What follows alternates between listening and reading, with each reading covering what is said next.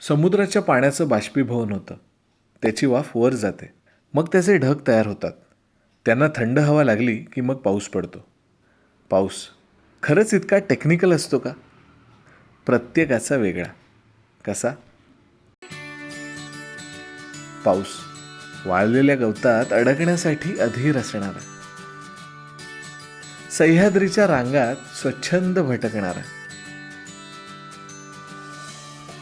पाऊस क्षणात ओलचिंब करणारा, आदळणारा, आपटणारा आणि कडाडणारा.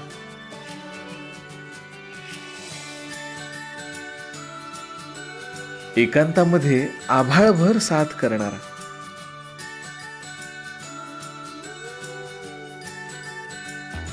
दाटून आलेलं क्षणात रित करणार. पाऊस गावाच्या वेशीवर अलगद तरंगणारा,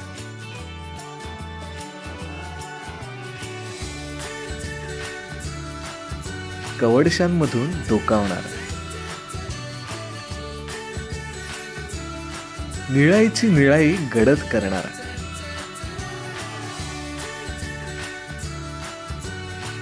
कडे कपारींशी कुजबुजणारा,